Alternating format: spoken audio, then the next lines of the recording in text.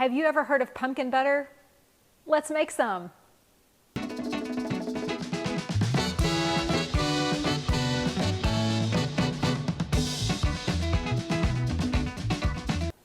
To a pot, we are going to turn on low heat. Low heat is important because we don't want to make this stuff start bubbling and popping.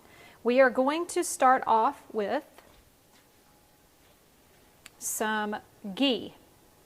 Now, this is a dairy-free recipe, that's why I'm not using butter, but if you are going to use butter, make sure you get grass-fed butter. It's important to you get good sourced.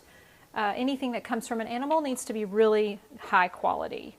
So we have ghee in here, and you can have all the details of this recipe in the notes of the video.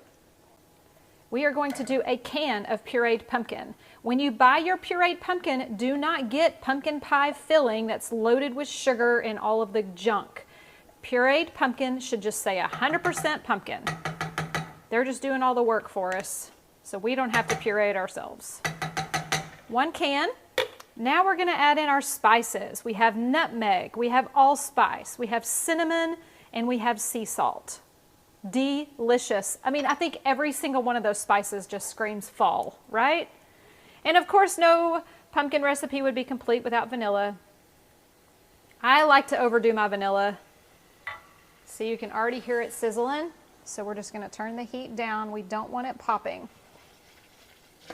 Pumpkin's really good for us. Has a lot of vitamins in it and anti-inflammatory properties. You know, I talk about inflammation a lot. We got to get those foods in our diet that are going to reduce the inflammation in our body. And this pumpkin is a really good way to do that. Now, our last ingredient is apple juice.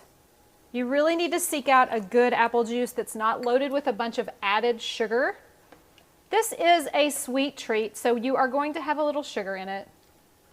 But the apple juice, just try to get a good brand where it's good and not full of corn syrup. All you're going to do is stir this on low over the stove for about 15 or 20 minutes. That's it. So I'm going to keep a close eye on this, and I will show you the finished product here in a minute.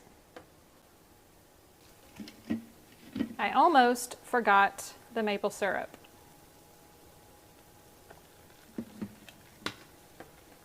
Adding in your own healthy sweetener is so much better because you know exactly what you're getting and you're not adding in sugar from the can of pumpkin. Maple syrup has antioxidants. It's a great sweet. It's probably my favorite sweetener, honestly. All right, we're just going to let this simmer for another 10 or 15 minutes and just keep on stirring. Okay, now that the pumpkin butter was done sauteing, I stuck it in the fridge for just a little bit to help it set. You can eat this different kinds of ways, hot, cold, as a spread, as a dip, as a topping, whatever you wish. Today, I want to show you what I'm going to do with it because I personally am about to eat this as a snack. So I have it here in a pretty little bowl, and I'm just going to spread it over a piece of Killer Dave's multigrain and seed toast. I already toasted it, just like that. And then we're just going to top it off with, this is a really good snack in the middle of the day. Just going to top it off with a little bit of sliced banana. Let's get this little banana peeled. This is a really fun snack for kids too. Kids love to assemble things, and if they can put the banana on top of their bread, on top of the pumpkin, I mean, they're going to eat it, right? And there you have it. A beautiful pumpkin butter toast with banana. Thanks everybody for watching. If you like my videos, if you're feeling inspired, feel free to follow me on social media, and also look down in the notes for this full recipe, and do me a favor, subscribe, like, leave a comment. I appreciate it. It helps my page grow, and it helps me show other people, more people, on how to cook healthy in their own kitchens. Have an awesome day. I'm going to go for now, but I have one question before I do. What is on your fork? Bye for now.